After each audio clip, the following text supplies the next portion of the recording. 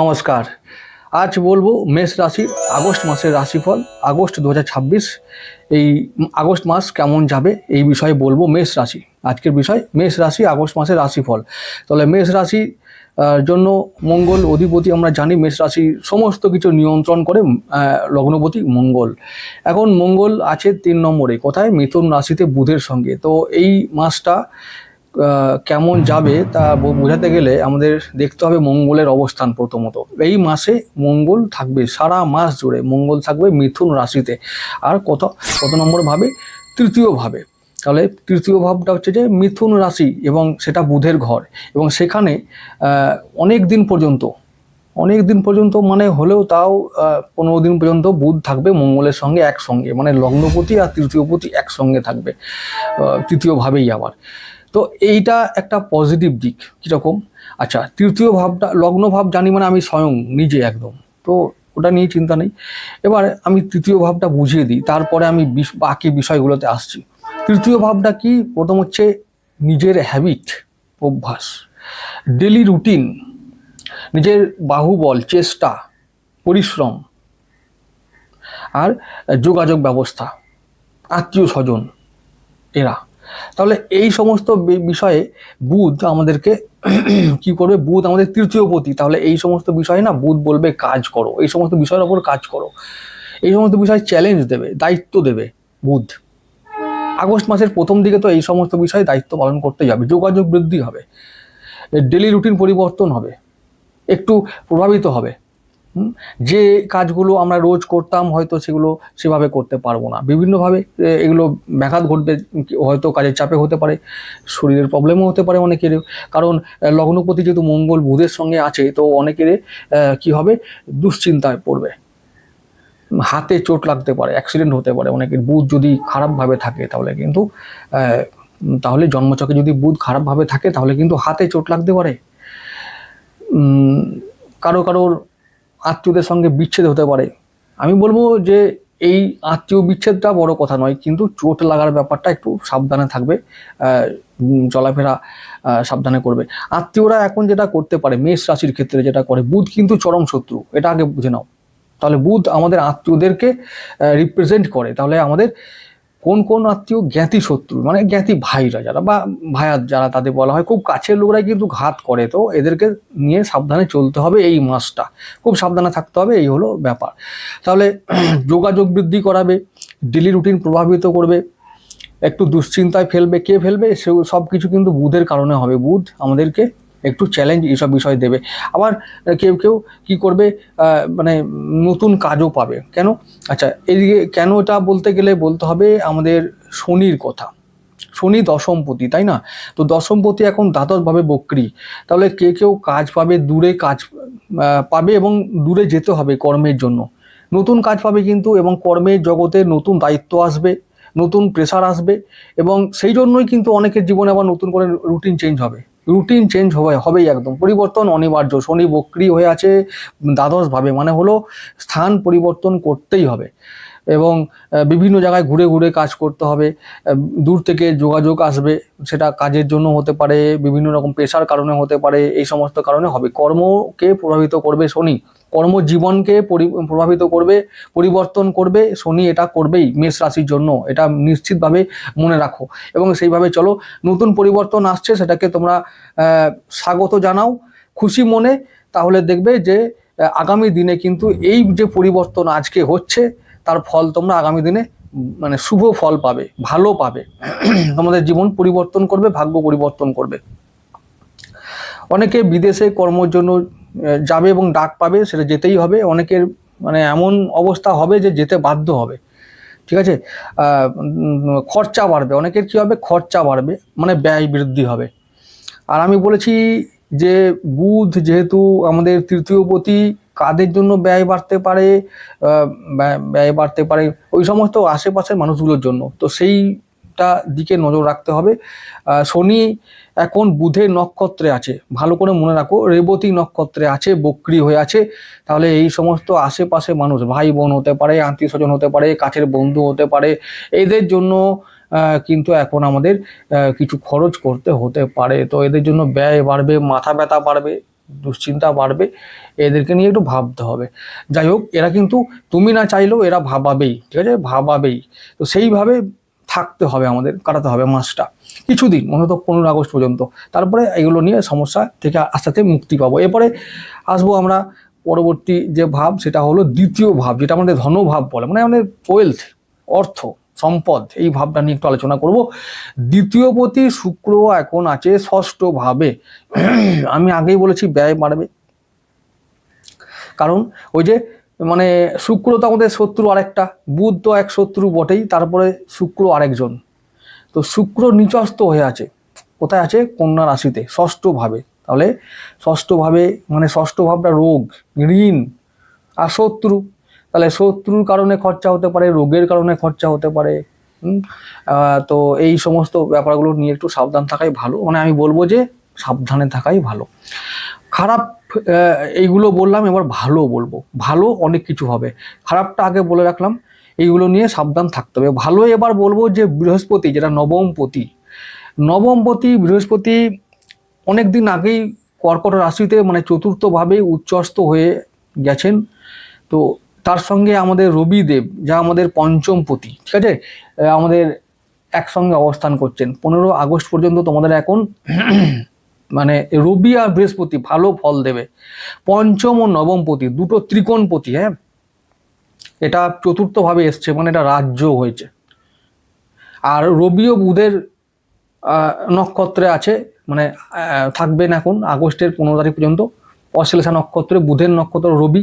তাহলে রবি বুধের নক্ষত্রে থাকলে কি হবে, যেহেতু পঞ্চমপতি, তো সন্তানেরও যেতে হবে, মানে সন্তানকে কোথাও বিদেশে পড়তে যেতে হতে পারে, সন্তান ডাক পেতে পারে বিদেশে যাওয়ার জন্য, তার কেরিয়ারে উন্নতি।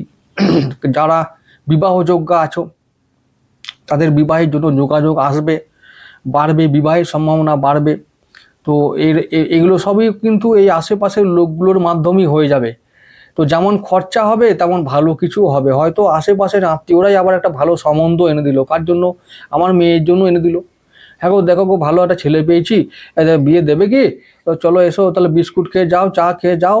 একটু খরচা হতে পারে, কিন্তু হয়তো ভালো ছেলে দেখে দিল। এটা তাই বলবো, যা হবে চিন্তা না করে সেটা পজিটিভ দিকে নিয়ে নাও, আর ভালো করে ভেবে চিন্তে কাজ করো, তাহলে দেখবে পরিবর্তন যেটা আসবে সামনে সেটা ভালোই হবে। তো চিন্তা করার কিছু নেই। খরচ সবসময় যে চিন্তার কারণ তা কিন্তু নয়, খরচ সেটা ইনভেস্টমেন্ট হতে পারে ভবিষ্যতের জন্য, সেই জন্য খরচ হচ্ছে বলে চিন্তা করার কিছু নেই। হ্যাঁ, অবশ্যই শরীরের দিকে নজর রাখতে হবে। শরীরটা এই জন্যই বলছি, ষষ্ঠভাবে শুক্র রোগের কারণে একটু বেরিয়ে যাবে, এটা যোগ আছে, এটা আগস্ট মাসে হবে। তো তাই শরীরের দিকে নজর রাখতেই হবে।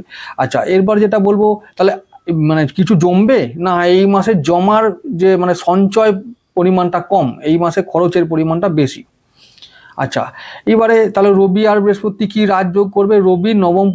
রবি হচ্ছে পঞ্চমপতি আর বৃহস্পতি নবমপতি, নবম পঞ্চম যোগ হলে রাজযোগ তৈরি হয়। কি রাজযোগ হবে? ওই যে বললাম, সন্তান, পিতা, এরা তোমাদের পিতার আশীর্বাদ পেতে পারো, পিতা পৈতৃক সূত্রে কিছু সম্পত্তি পেতে পারো, পিতার দরুন কিছু লাভ হতে পারে, সন্তানের জন্য লাভ হতে পারে। তাহলে পড়াশোনার জন্য কেউ বিদেশ যেতে পারো, সন্তানের পড়াশোনায় উন্নতি হবে, এগুলো ভালো কিছু হবে। আবার কেউ এমন বহুদিন ধরে পড়াশোনা করে যাচ্ছিলে, তারা এবার ফল পাবে, রেজাল্ট ভালো পাবে, চাকরি পাবে ভালো, গাড়ি বাড়ি করতে পারবে। চতুর্থভাবে কি হবে? চতুর্থভাবে নবপঞ্চক যোগ, মানে ওটা হচ্ছে বাড়ির জায়গা। তাহলে ফোর্থ হাউসে যদি এই রাজযোগ ঘটে, তাহলে বাড়ি হবে, নির্মাণ করতে পারবে, গাড়ি কিনতে পারবে, মানে একদম রাজযোগ, বাড়ি গাড়ি নির্মাণ করার যোগ। নতুন সম্পত্তি আসবে, সম্পত্তি কেনার যোগ তৈরি হবে, এটা ভালো দিক। তাহলে কি হবে?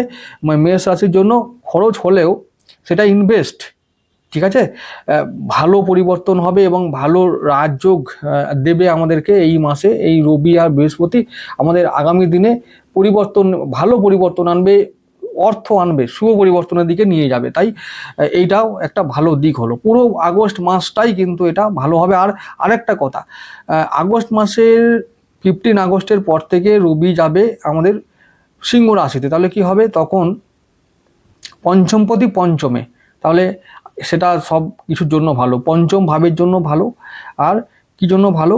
সন্তানের জন্য ভালো, পড়াশোনার জন্য ভালো, কেরিয়ারের জন্য ভালো, নতুন কোনো কিছু শুরু করার জন্য ভালো।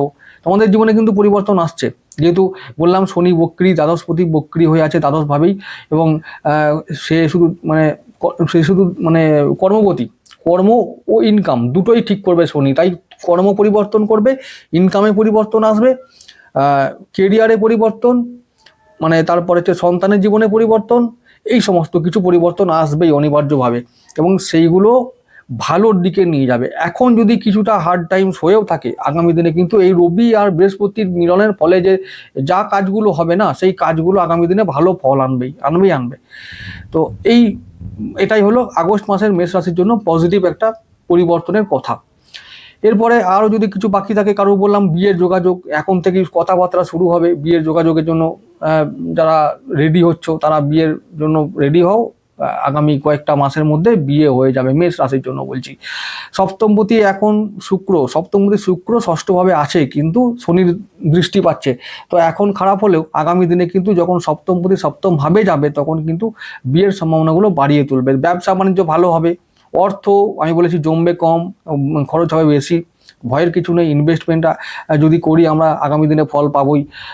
ভাগ্য চমকাবে, নবমপতি এখন উচ্চস্থ হয়ে আছে, ভাগ্য চমকাবে। ভাগ্যে যারা চাইছো যে বাড়ি গাড়ি হোক, হবে, চিন্তার কিচ্ছু নেই। যার যেমন যোগ্যতা সে তেমন ইনকাম করতে পারবে, সঞ্চয়ও করতে পারবে। কর্মে পরিবর্তন আছে বলেছি, খরচ খরচা বাড়ে বলেছি, সুতরাং সমস্ত ভাবের কথাই আমি বললাম। শরীরের দিকে অবশ্য নজর রাখবে, সমস্ত ভাবের কথা বলে ফেলেছি। তো মেষ রাশির জন্য আজকের রাশিফল এই রইল। আর একটা কথা, আমি শ্রাবণের শেষ সোমবারের জন্য একটা বিশেষ টোটকার কথা বলবো, সেটা যদি তোমরা করো তাহলে অবশ্যই মহাদেবের কৃপা পাবে। তাহলে কি করতে হবে, শ্রাবণ মাসের শেষ সোমবারের দিকে তোমরা কি করবে, সমস্ত উপচার যেগুলো পুজোয় লাগে, মানে মহাদেবের পুজোর জন্য লাগে, সেগুলো অবশ্যই আগে থেকে জোগাড় করে রেখে দেবে। যেমন বেলপত্র, ধূপ, প্রদীপ, আতপ চাল, চন্দন, কর্পূর, দুধ, ধুত্র, আকন্দ ও কলকে ফুল, এগুলো থাকবে। তার সঙ্গে থাকবে পঞ্চামৃত।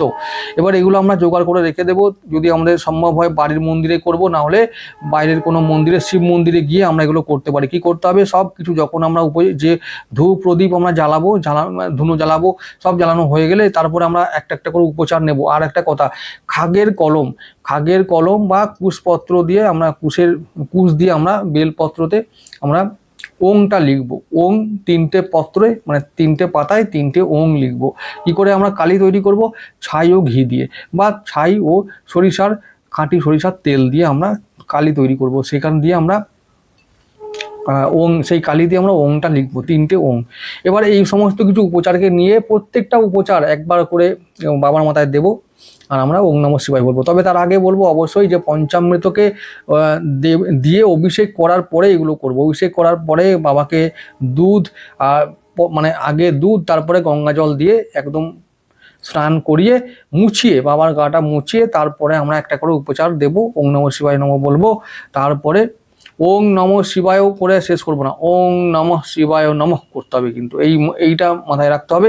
এটা করে সমস্ত উপচার একবার করে বলে সবকিছু করার পরে আমরা 108 বার, শেষে গিয়ে 108 বার আমরা মহামৃত্যুঞ্জয় জপ করব। করে তারপরে যা প্রার্থনা আছে সেগুলো করে আমরা পুজো শেষ করব। এটা অবশ্যই করতে হবে। আর আমি বলেছি কলকে ফুলও লাগবে কিন্তু, ঠিক আছে? তো কলকে ফুল অবশ্যই নিয়ে আসবে। এবং উপচার, বাবার প্রতিদিন স্নান করানোর পরে বাবার গা যেন মুছিয়ে দেওয়া হয়, সেটা গামছা বাবার জন্য থাকবে স্পেশাল করে, এবং তোয়ালেও, বা গামছা হোক তোয়ালে হোক, আমি বলবো তোয়ালে হলে ভালো হয়, সে তোয়ালে দিয়ে আমার গা মুছিয়ে দেবে যেন। আর দুধ আর গঙ্গা জল একসঙ্গে খবরদার ঢালবে না, খবরদার কোনো দিন না। দুধ আর গঙ্গা জলকে মিশ্রণ করা একদম ঠিক না। তো দুধটা আগে দেবো, তারপরে গঙ্গা জল দেবো, এই কথাগুলো যেন মনে থাকে। তো সেই রকম করে যেন করতে আমরা পারি, সেইটা মাথায় রেখে দিতে হবে। যাই হোক, আজকের ভিডিওর বিষয়বস্তু এটুকু ছিল। সবাই ভালো থেকো। পরবর্তী ভিডিওতে আবার দেখা হবে, আরও ডিটেলস ভিডিও আনবো। বেশি বড় করতে পারি না, এই জন্যই মানুষ দেখবে না বলে, নাহলে অনেক কিছু বলতে ইচ্ছে করে। আগে যেমন করতাম, মেষ রাশির ভিডিও অনেকে দেখেছে, তো আবার দেখো তোমরা কেমন লাগবে, বা লাগলো কেমন, কমেন্ট করে জানাবে।